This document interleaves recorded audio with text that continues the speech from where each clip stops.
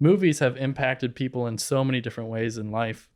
And one of the most beautiful things is that the medium is so democratized now that anyone can see movies.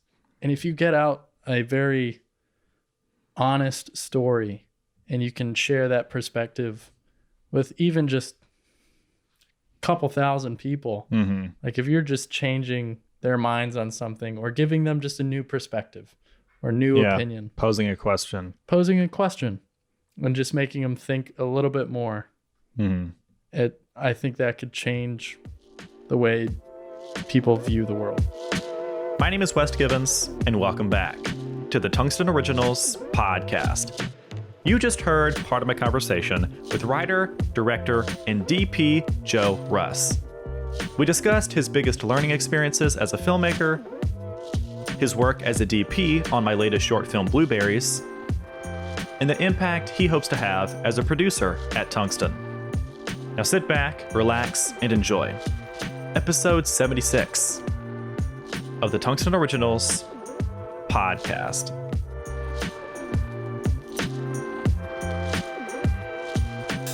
Joe, welcome to the podcast. How's it going? It is going well. This is an exciting setup. This is by far the prettiest episode we've ever had. So thank you for doing this. Of course.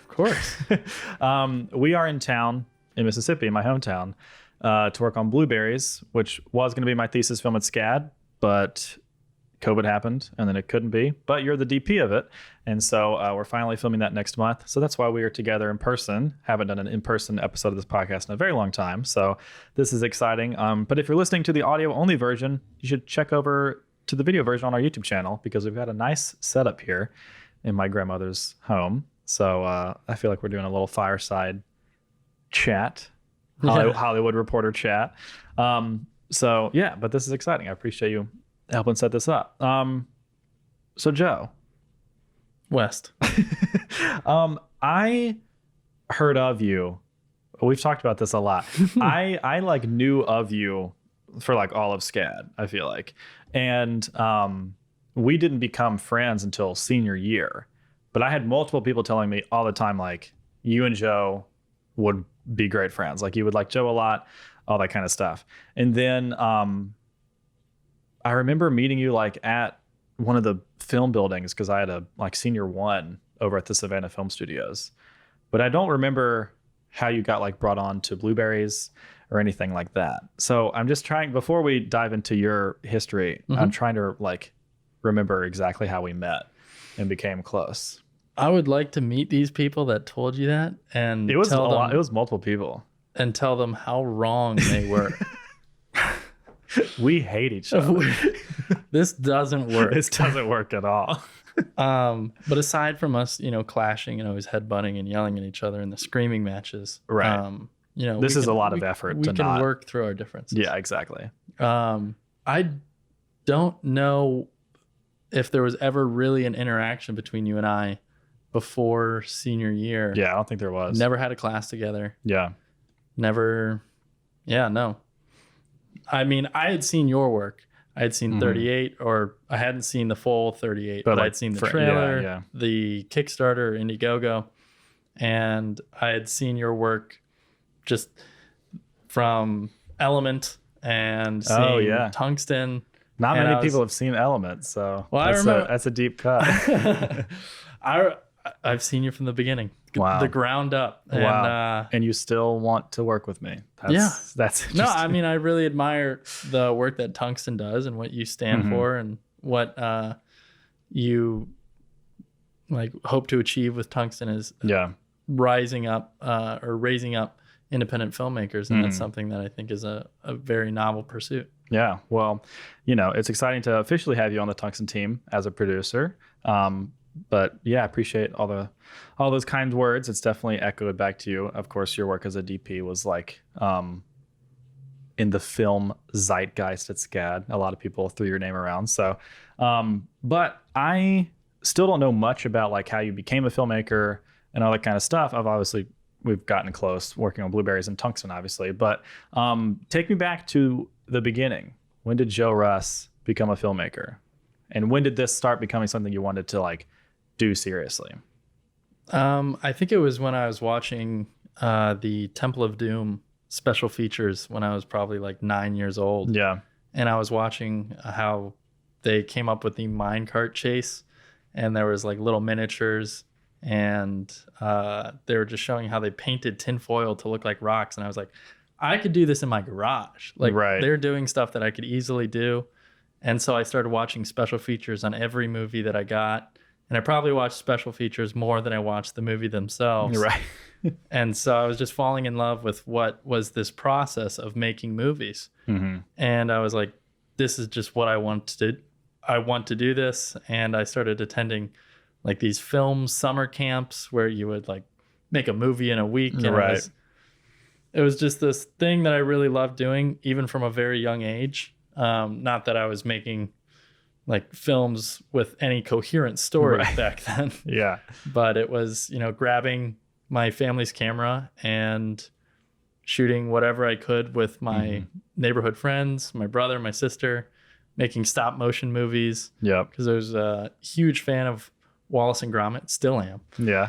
And it's, I don't know. I can't remember a time where I didn't want to be a part of film, whether it was by animation or by claymation or stop motion or I feel like I've gone through all the phases of like where you get interested and then you go through every facet and you're like, oh, I want to do this. No, I want to do this. Yeah. But now I'm kind of at a stage of like where I know I want to go and I feel comfortable in that pursuit. Yeah. So when did you find out about SCAD and like decide to go to a film school? Because a lot of people, of course, decide to not do that. Yeah. No, it's definitely something that is a debated topic, whether film school is needed or not. For me, my parents wanted me to go to an accredited university and get a degree. And I told them, I was like, you know, I could just move out to Los Angeles or New York or one of these production hub cities where I could just try and make connections. And I'm glad they talked me out of that. Yeah, seriously. Because I just would have been alone. Well, now it's like, now we know how hard it is to get a job with a degree. Exactly. And imagine, and not that just it's the degree, but like all the people we met at film school. Yeah. I mean, the degree itself is worth about as much as the paper it's printed on. So the way I found out about SCAD is through, so my mom's a nurse and one of her patients had mentioned to her, because she had been talking about how I wanted to go to film school, and she had mentioned SCAD. And then I looked into it and I was like, oh, this is pretty interesting. Looks like they're really good at selling themselves. Very much so. So they're like a master class in marketing. Yes.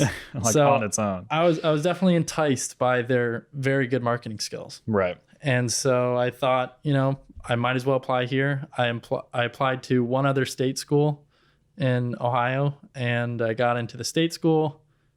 And then I was waiting for a long time to hear back from SCAD because I had submitted all my documents and I didn't even know if I had got in, let alone like a scholarship. Right.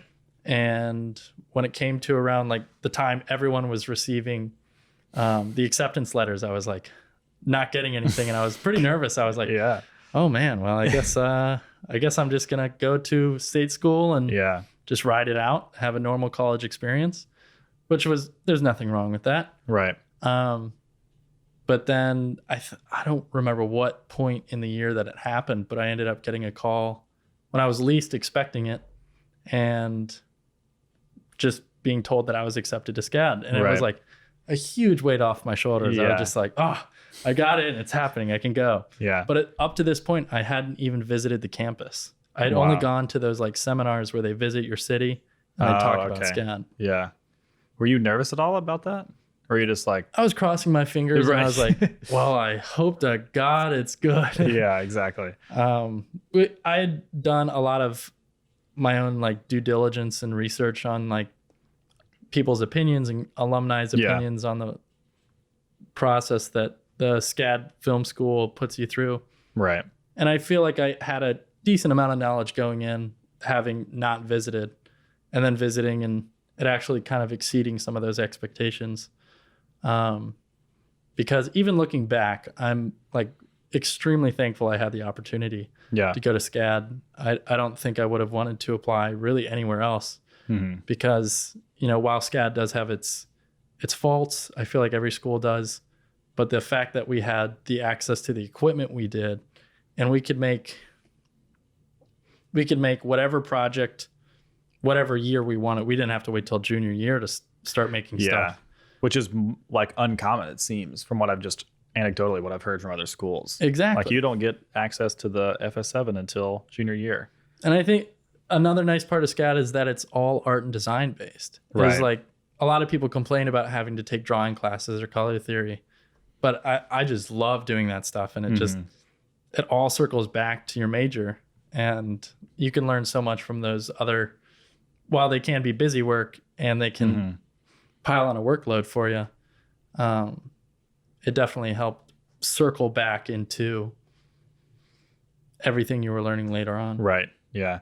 So whenever you get to that environment where you're like surrounded by filmmakers and being taught formally, did it kind of like take off for you? Because I think that can also be kind of intimidating to like go from my perspective, like a small town where no one else made movies. It was just me. So everyone thought I did an incredible job because they had nothing to compare it to on this, you know, indie level. And then for me, it was like super exciting to be surrounded by other filmmakers, people who are interested in what I was doing. Did you find a similar thing? Yeah, I found a similar thing in that, like at my high school, there really wasn't any other. I mean, there was a few kids that wanted to go into film. Yeah. Few kids, like we definitely had a creative scene in my high school, but it was like being a big fish in a small pond and then going to a much larger like lake, and now we're in the ocean now that we're graduated. Yeah, exactly. And we've only shrunk in size. Exactly. I feel like a guppy. Yeah. This title of this episode will be A Guppy in the Ocean. A Guppy in the Ocean. With cinematographer Joe Russ.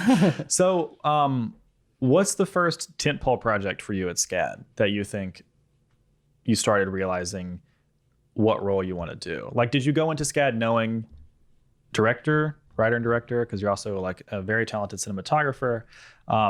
Did you have an idea of what you wanted to do going into it? Or was there a single project that kind of opened up your eyes?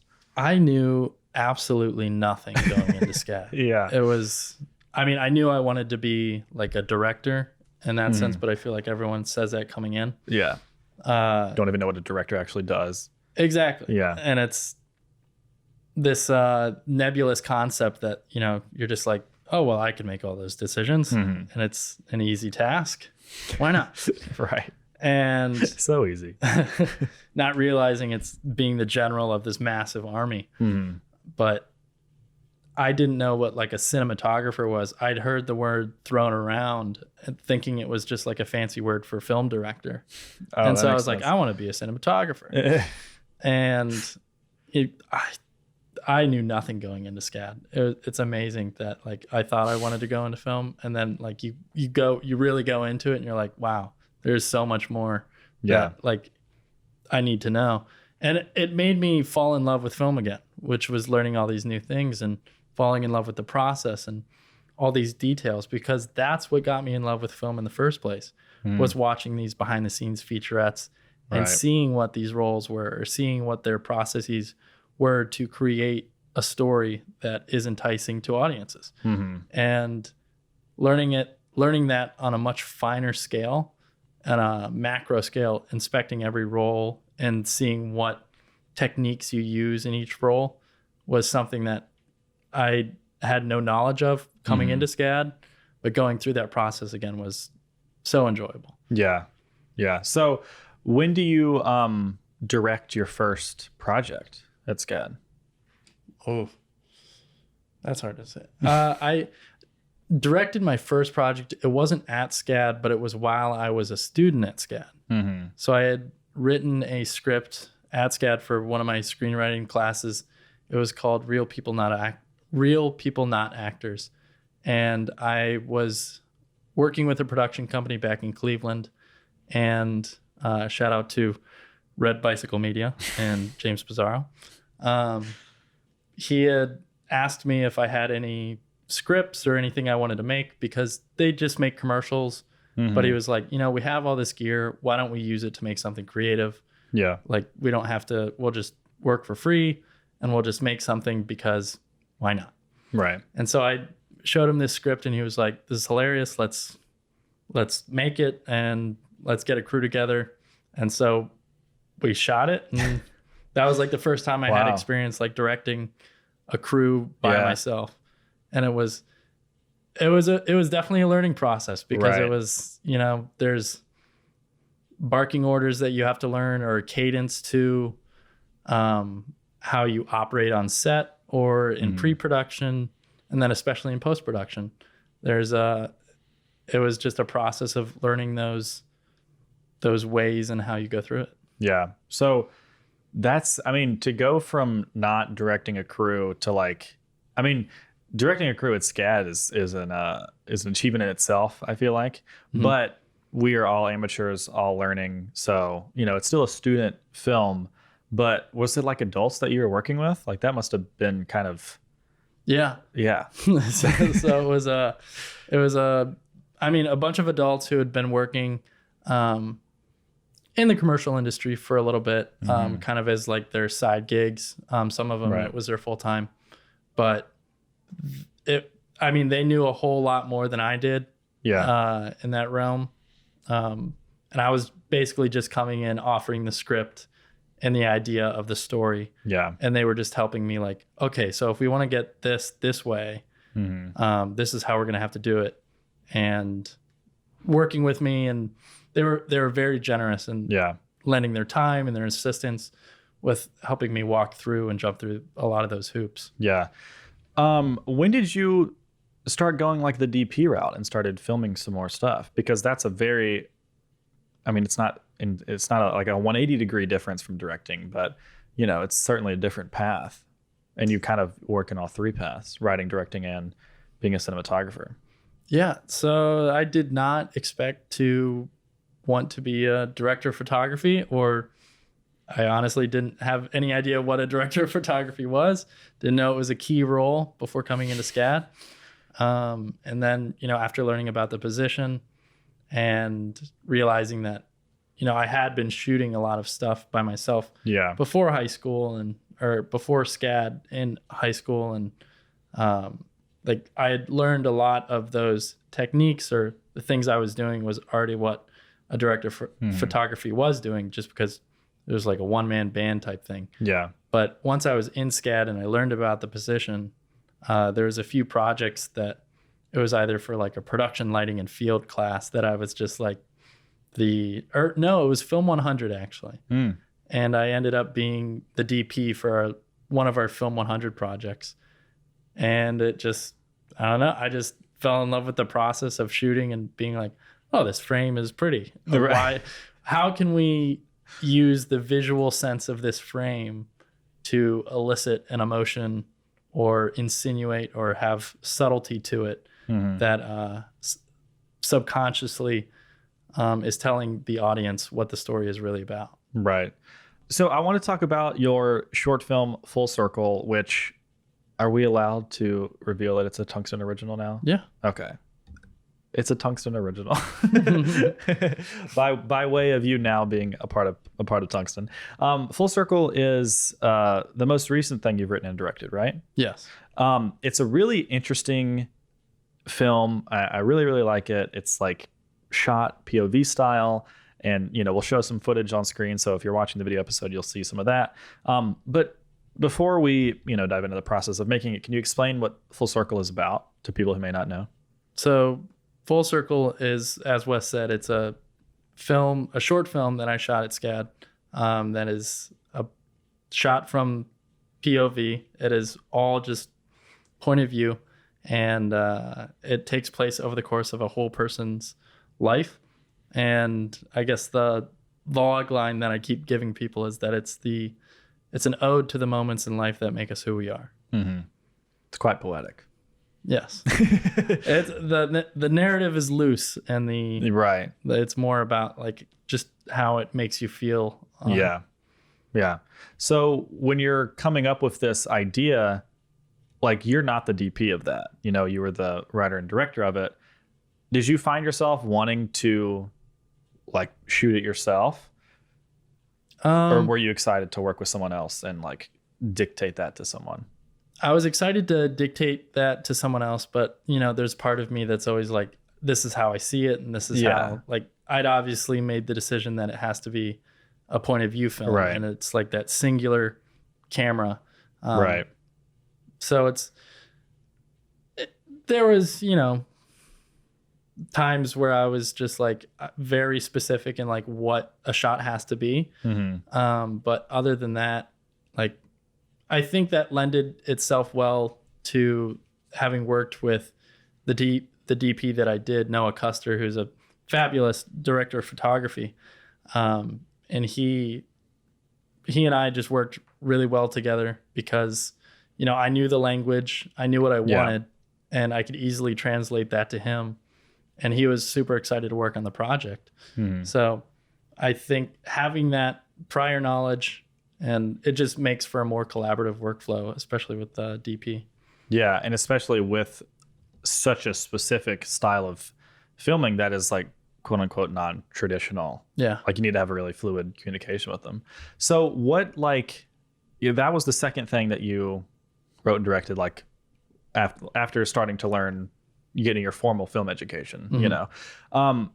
What do you think was the biggest lesson that Full Circle taught you? Because going from that, you know, that project back home in Ohio to Full Circle, like, very different. It's a very different style of film.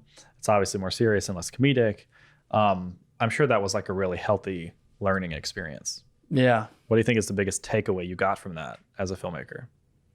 Biggest takeaway was that I think what clicked with me with Full Circle, which really helped me finish the film, was that this sentiment that I either heard from a professor or I read it somewhere, that feature films are to novels as short films are to poems.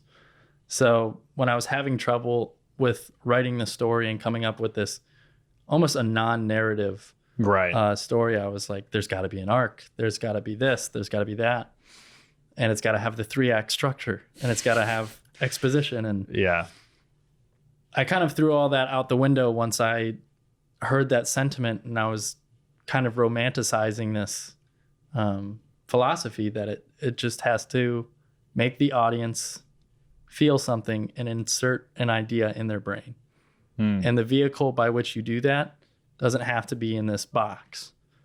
Right. I think that can be a really limiting structure to try to build a short film under, because there's only so much you can do in, I mean, a short film can be like, you know, I think they say a feature film is once you hit 40 minutes, but like, you know, there's only so much you can do in like a 10-minute short film to have like all these character arcs. And, you know, like it's. And I think that's why people in short films like to do the plot twist at the end, just because it's such an easy. The punchline films. Yeah, exactly. Yeah.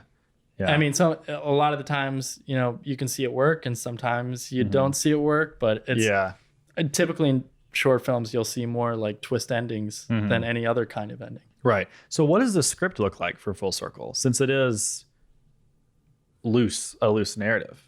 Yeah, so it was basically a beat sheet, honestly. Oh, yeah, that's what I was imagining. So it was just like I'd outlined the story that I wanted to capture. So I knew everything, like every scene that I wanted to go through in this person's life. And when we were going through auditions, I explained like how this film was going to be shot. And I spoke with the actors, and I was like, look, this is going to be a looser production in that I do have lines for you, and I do have things that I want you to say, and there's dialogue, but I want you to live in this character as much as possible. Yeah. And make these moments as natural as possible, almost as if someone had found someone's old family footage, picked it up, and just saw like 10 seconds from whatever moment was going on in that time in their life. Yeah. So I think it required just a lot of collaboration and communication amongst me and the cast and just all the crew in general. It was a very small crew, which lends itself to a more intimate set. Yeah. How do you then, because, you know, film requires such structure and such organization in terms of like the production logistics side of it. So how do you keep it organized and make sure you don't miss things? Like in the same way that your script was mostly just a beat sheet, was the shot list a similar thing, or were you like able to be more specific with that since you are a DP? Oh, it was a madhouse. I mean, we still had we still had a shot list and we still had a schedule. Okay. I think the thing that made it the hardest as far as scheduling goes was getting different time periods or different ages with these locations.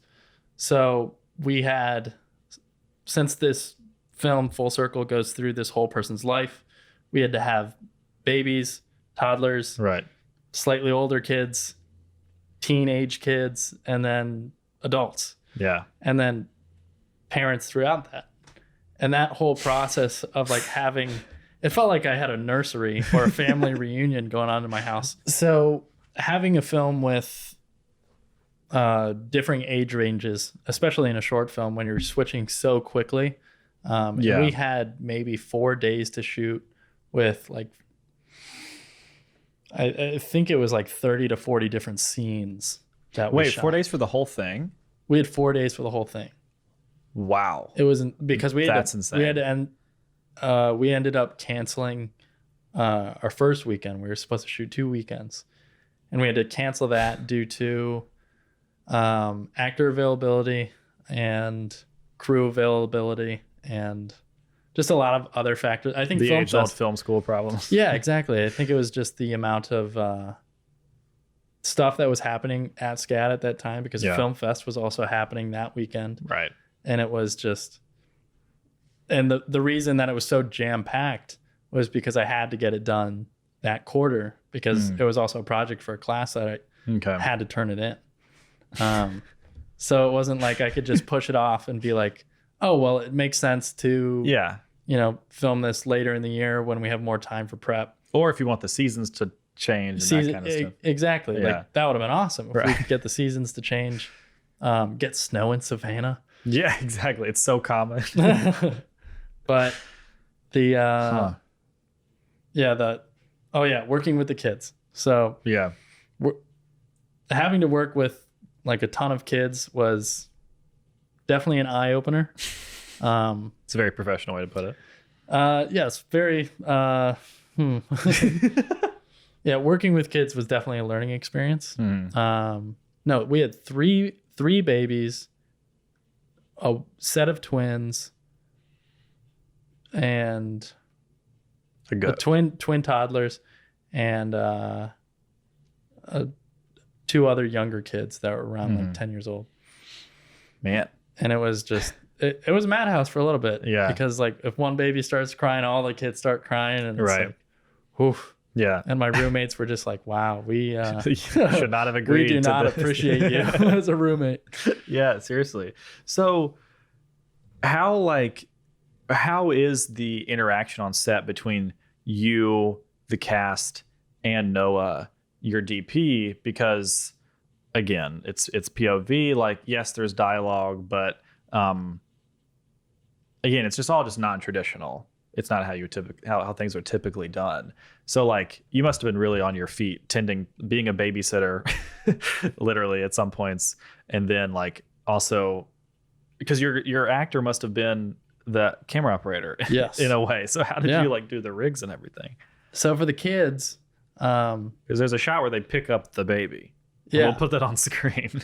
Yeah, so for the shot that they picked up the baby, they didn't actually pick up the baby.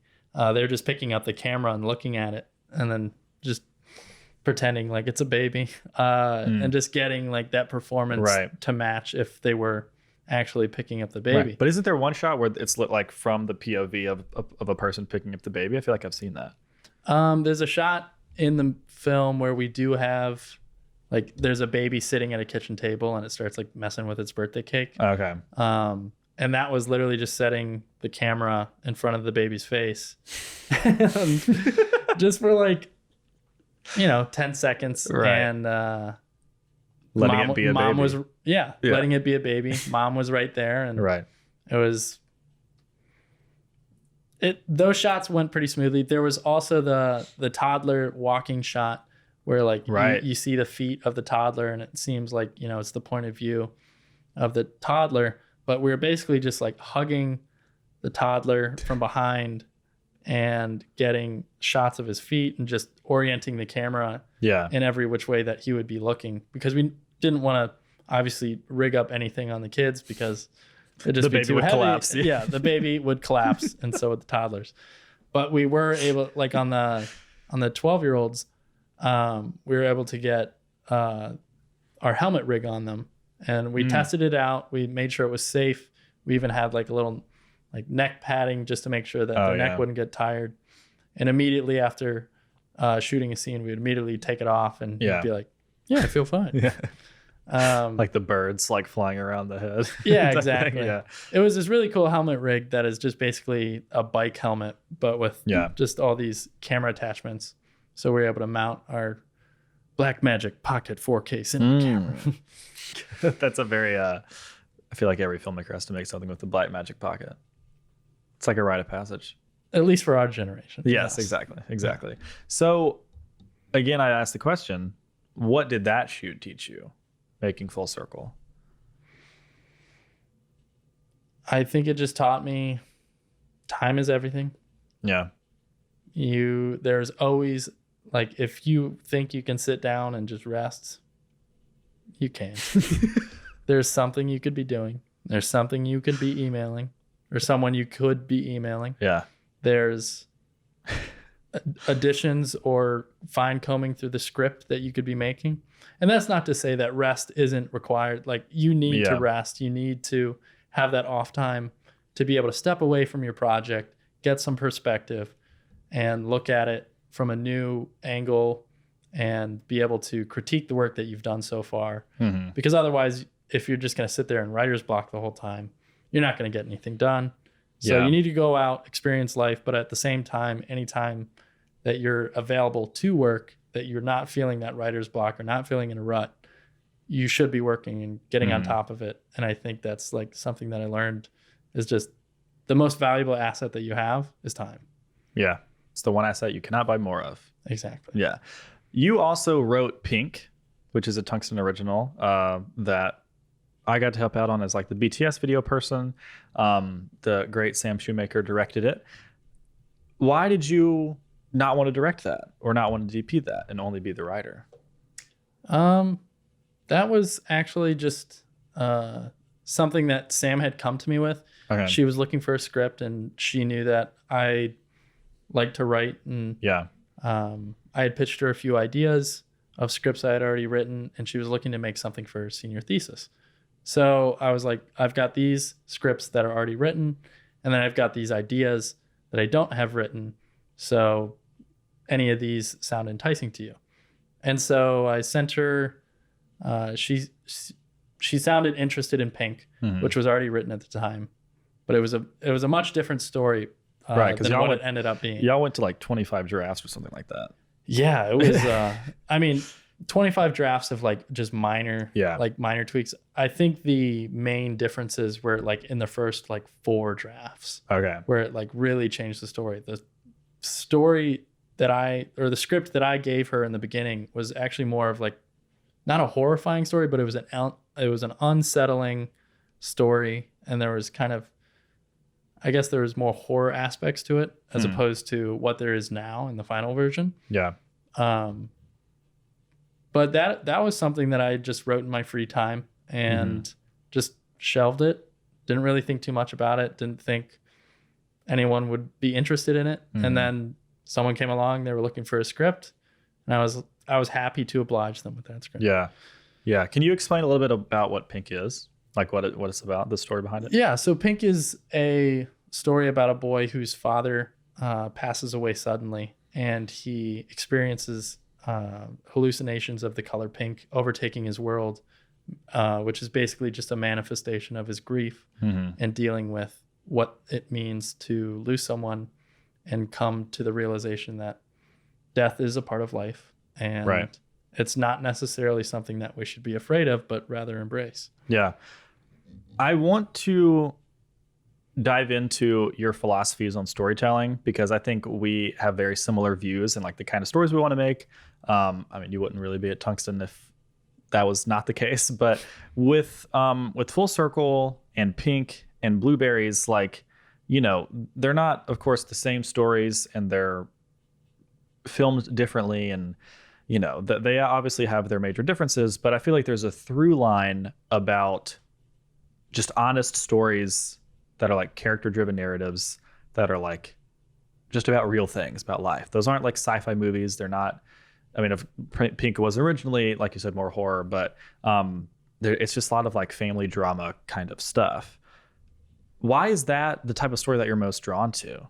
And I also feel like it's similar in like the type of media that we enjoy. I mean, I know This Much Is True is obviously like one of our favorite things. We've talked about, you know, First Man and those kinds of movies. Like they have the similar through line of what is at their core. Why is that what you were drawn to? I think I knew I liked smaller stories when I found out how much I loved Lord of the Rings and just how much of a like small independent film that is. Lord of the Rings, Indiana Jones, Star Wars. Exactly. Small, intimate, those intimate stories that you just fall in love with. Yeah.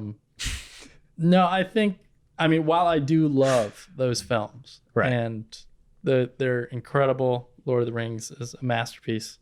There's something about these small, intimate stories that almost speak much louder.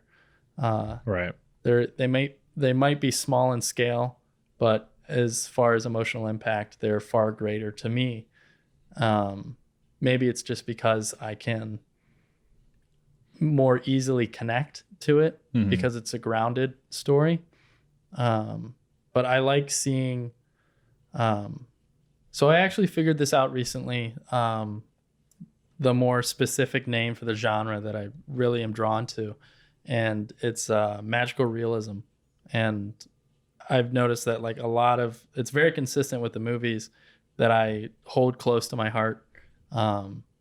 So like, for example, a lot of magical realism movies like Big Fish, or a lot of Charlie Kaufman films where things are just, they're planted in reality, but for the sake of being poetic about certain things, or being just upping the ante for the sake of storytelling. And almost in the way that maybe a novel would, that you can use these plot devices or story elements that can increase the impact of the media that is film. Wow, I've never heard of that term before. That's interesting. Would you describe would Blueberries and Pink and that kind of stuff I'd fall say into that as well? Pink is definitely magical realism. Yeah. Blueberries I would not say is magical realism. Yeah. I'd say that's very much in reality. Right. Because there has to be that like magical element to it. Okay. Whereas, you know, Pink, it's the manifestation of like the color pink overtaking his anxiety. Right. And I'm trying to think of a good example in film, like with Big Fish. Have you seen Big Fish? I have not. I haven't even heard of it. You would really like Big Fish. Yeah. I gotta say. Have you seen Edward Scissorhands? I know of it. I have not seen it. That's a good example of magical realism. Okay. Gotcha. Somewhat grounded in reality. I mean, that's kind of like on the fringes of. Yeah. That's hardly reality, but. Right. Gotcha. So whenever you're like getting approached to work on a project as a DP, what does it need for you to agree to it, to commit that time? Like, why did you agree to work on Blueberries as a DP? It was. And don't take it back. We shoot in a few weeks. First off, let me explain what Blueberries is, because there may be some people listening to this that don't know. Probably not at this point, because I've talked about it so much. But Blueberries was going to be my thesis film at SCAD. It's about Alzheimer's, family, and living in the moment. So it's a simple family drama about how Alzheimer's can affect a family. And we shoot in a few weeks. Yeah. So it's exciting. But like, what about that? I don't say this to ask you to blow smoke up my ass, but I will never turn that down. But, you know, I mean, really, like, what draws like projects like that? What draws it to you? Well, with Blueberries, when you had asked me to shoot, you sent me the script, and I believe sometime senior or junior year. Oh yeah, I think because I originally reached out to you to be the DP. It's probably senior year, maybe late junior, early senior year. Yeah, something like that. I forgot about that. And you'd asked me, and I had told you, like, my plate was already full. You said, I hate you. I said, I hate you. Do not talk to me. Please don't talk to me. And a bunch of other derogatory terms. Yeah. But I remember I was just like kind of swamped with whatever I was doing at the time. It was probably full circle. And I was planning on doing some other things in the winter or the spring. And I just knew that like I couldn't bring on any other projects at that point. And that I had declined you before I had even read the script. So that's another lesson I've learned is do not decline before you've read the script, because otherwise I would have made room for this to work. Because then we had senior 2 together, which again, for non-SCAD people, senior 1 is effectively your pre-production for your thesis film. Senior 2 is production for your thesis film. Senior 3 is post-production. That's a very rough, like a broad term of what those mean. But we had senior 2 together, so we were in production mode for Blueberries and you were in production mode for Pink. Mm-hmm. And in senior 2, we do like table reads and script revisions and all that kind of stuff. Yeah. And I think having the chance to really like read Blueberries after having already declined the project because I was too busy, I was like, gosh, I was like hitting myself. I was like, I really like this story. It's small, it's intimate, but I could see what you're trying to say and what you're trying to get across. And it was just those stories with truth. And that was really what stood out to me in that script of yours, was that, you know, it's from personal experience, and you did it in such an eloquent way that it drew me in. I could immediately see it visually. And I think that was the biggest part, because you'd asked me to be the director of photography, and I could see it so vividly while I was reading it. And I was like, man, I want to shoot this. I am so... Yeah. And here we are. Over a year later. So we've been... Joe and Reagan is the fantastic DP. Or not DP. Reagan is the fantastic... Reagan's the DP now. Joe is fired. Reagan is the producer for Blueberries, and Joe and Reagan have been in town for a week to prep for Blueberries and do a lot of Tungsten stuff. I'm curious, how does the conversations we've been having and our camera test and all that kind of stuff compare to that original visualization? Because the script has changed a ton. Obviously, we're adding a new scene at the beginning and all that kind of stuff. But like, how does it compare, you think? I think if anything, it's only gotten me more, like the same feeling is still there for the script. Like my initial face value feeling that I got from the first read is still there. It's just grown into something that's a lot more rich and has a lot more nuance to it, in the way that like I've learned more about your background. I've learned more about where this script has come from and what it means to you. And also a lot has happened to you revolving around this script, that it's made you grow as a person. Yeah. And I think that's also evolved like the way we're looking at the story and how we want to tell it. Because in the end, the way we shoot it is just another way of like how we're trying to make the audience feel in the end. And how you want to make the audience feel in the end, I feel like has slightly changed based on what you've gone through in the past year. Definitely. It absolutely has. For the better, I think. I mean, the current, like today, we're finally going to be, you know, hitting export on the next draft. We've been doing a lot of revisions recently and comparing it to what the version we would have shot. Like, not that it was bad, but it's just leaps and bounds more to like what I want to do. So I am, you know, it's kind of a blessing in disguise that COVID happened and made me think about the script for basically a year, because now I'm much mature and just a better writer and director in general. So I'm glad we're like shooting it at the time that we are. Mississippi is often a character in my films. It's where I'm from. It influences my life so intensely. Every friend I have knows I'm from Mississippi, and they probably get annoyed at me pointing that out. This is your first time being in Mississippi. How do you think that enhances like being here and feeling it. This is the motion that I give, like the holding the weight of it. How does that enhance your perspective as a guest, as a guest here, and as someone who's like having a really huge influence on the story? I mean, it's helped me immensely get inside, like my job on this film is to get inside your mind and just see what you're seeing and see how you experienced it. Exactly. And steal it and make it mine. And you're doing a great job so far. But it's like being here where like the story is taking place and seeing the elements of Mississippi that have made you who you are, and the elements of Mississippi that have made Blueberries what it is, have just told me so much more about. It's just finding those other small details and clues that just make the story what it is and give it its charm. Yeah. Like I was so excited Reagan had been here in November when like the first location scout for Blueberries, but I was so excited for y'all both to be here because there's just some stuff that it's like, you got to be there to know what I'm talking about. Like the back roads, listening to the music, the playlist that I have for Blueberries, being in my house that's like riddled with family paintings and listening to my dad's stories, all that kind of stuff. Like, I'm really glad we're doing it this way because I don't think that can be replicated. Like, again, we're not going to have scenes really in terms of Blueberries, like of people driving along the back roads. Like it's not a 1-to-1. This is going to be in the film. Yeah. But I think for everyone to be on the same page on the story we're telling, like it would be very different, I think, if we were in Savannah. Yeah. And I also think it's important that you're true and you're honest to what your story is, because I've noticed that you can't go too in detail.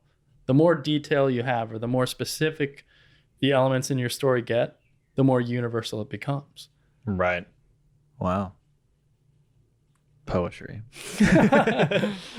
So we both graduated last year. Hell of a year to graduate, college in general.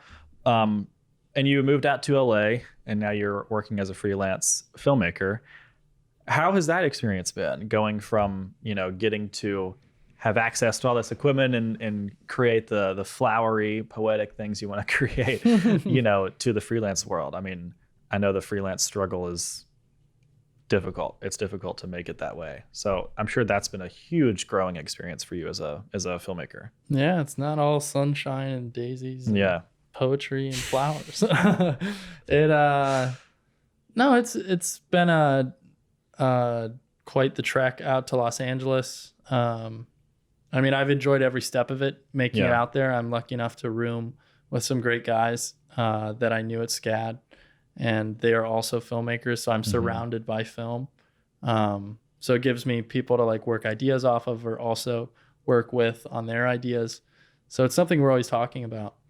And as far as like the freelance is going, with COVID, it's a little hard, but the most work I've been doing is actually from not really in Los Angeles itself.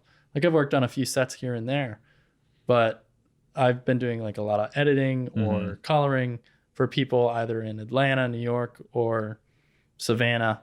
Yeah. So it's just been kind of all over the place, but I think, good thing we have the internet, because otherwise like these freelance jobs would just be super hard. Yeah. And just transferring footage nowadays is super easy. Yeah, exactly. Shout out to Frame.io. Shout out to Frame.io. The backbone. Get your 10% off.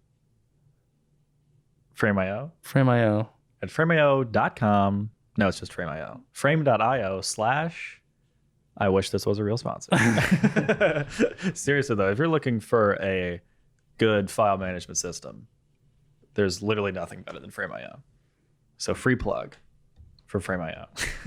It's good, but I wouldn't go that far because I haven't used too many other ones. That's fair. It's better than Google Drive, which is the only other thing. It's better than Google Drive. Yes, but that's a pretty low bar to pass. So do you like... I know you're still getting your footing in the freelance world. Is the dream to purely be freelance, or would you want to work at like a small production company, with a full-time gig? So I have my like major goal like lifetime goal is to write and direct features. That'd be awesome. I would love that. I'm not really in any super rush to get there. Yeah. So for right now, like those minor goals or like those stepping stones, like right now I like doing freelance, but I think the next step is probably working for one of these production companies in Los Angeles, whether it be a commercial agency or any of these other types of companies. Just because getting those connections outside of the hubs that I already have, I'm trying to like plant more roots in Los Angeles. Yeah. Yeah. So like I said at the top of this episode, you are a producer at Tungsten, one of the first official members of the Tungsten team. I know we've had you on the podcast before in the first podcast back in 2021, where I interviewed you and Joe, the other Joe. I'm Reagan. Hello, Reagan. You and Reagan are on the podcast in that episode, and we get into a little bit of like why y'all joined Tungsten, but you and I have just had so many conversations about our philosophies on the industry and storytelling that like I want to go into it a little bit more because I think there's more there that we haven't touched on. Whenever I reached out to Reagan to be on the podcast or to be a part of Tungsten, like that the whole idea behind that phone call was for me to pitch to her being a producer at Tungsten. Our conversation was a little bit more happenstance. I don't remember why I called you, but we just happened to have a phone call that went for like 2.5 hours, just catching up. We hadn't spoken in a while since last summer. And you were just very adamant about like your love for Tungsten, which was very nice. And you're wanting to be involved. And it was kind of like a no-brainer to me. I don't know why I hadn't thought about it before, but I was like, well, that just makes so much sense. So, again, not to just fluff what Tungsten is, but like, why did you want to be, on the team, and what were you hoping that you could bring to the table? So I remember the call you're talking about, and I think you were talking about, you wanted me to color grade. Oh yeah, the music video. The music video. Right, that's it. The Broken Wing music video, which will be out soon. Good music video. Very excited. It's for my brother. Shout out Warren. Warren Givens. Look him up. Yes, that's my last name. Is look him up. Look him up. Warren Givens, look him up. What was the original question? It was, who do you think you are? Joseph. No, like, why did you want to be officially a part of Tungsten? Like, what did you want to bring to the table? Yeah. So this is your performance review. I think with like honestly just seeing like how much momentum you had with the podcast and how much passion you had in interviewing all these different artists and filmmakers, whether they were producers, directors, DPs, production designers, and so on and so forth, you had just picked up all this knowledge from all these people and you were just sharing it with the world. And it felt like the sharing of this knowledge is just something I really am passionate about as far as, just education in general. But the fact that it was also about filmmaking, you're like hitting two things that I'm like very passionate about. Yeah. And I think the ideas and philosophies that Tungsten supports, be it, supporting independent filmmakers and trying to make a change in the industry that makes filmmaking an actual livable career and career that you can not only just try and make blockbuster movies with, but movies that raise more questions than answers, movies that make us look at the world in a new perspective and see things more intimately. And I think we shared that love for movies and stories like that. And we spoke about that on that call for a long time. And I just really wanted to express it because I don't know, I had been thinking about it for a while because I had noticed, with COVID going on, Tungsten hadn't really released any podcasts. Yeah. It basically went dark for a little bit. Yeah. And so the light bulb was turned off. Yeah. And it like, I was thinking about it. Yeah. And I hadn't forgotten about Tungsten. And I was like, I had all this hope for it before COVID happened. Mm-hmm. So I've talked a lot about my personal dreams for Tungsten and what I hope the future of Tungsten to become. But I want to talk about your dreams for Tungsten, because obviously it's not just me here. I brought you and Reagan on for a reason, because I like your ideas and I like how y'all work and your philosophies on the industry. So what are your personal dreams for what the future of Tungsten can become? Well, I hope to see Tungsten get to a point where it's able to help independent filmmakers create their stories, and those independent filmmakers who otherwise would not have the means to do so, which is kind of our calling card statement. But yeah, I'm not just reading that off. It's mainly just a philosophy that I truly believe in, that it's something that I truly believe that there's creative people out there with amazing ideas who have perspectives that need to be heard, that could really help change the way the world sees different aspects of life and help us grow in a lot of different ways, because movies have impacted people in so many different ways in life. And one of the most beautiful things is that the medium is so democratized now that anyone can see movies. And if you get out a very honest story and you can share that perspective with even just a couple thousand people, like if you're just changing their minds on something or giving them just a new perspective or new opinion, posing a question and just making them think a little bit more, I think that could change the way people view the world. Yeah. And, I hope in the next, I think in the next like couple months, we're going to be announcing some things that hint at that goal or are steps towards that goal. And I definitely see us making bigger strides in that when we have the means and the resources to in the next few years. So I love that. Now, we've covered the entirety of your career, from how you got started to living out in LA now.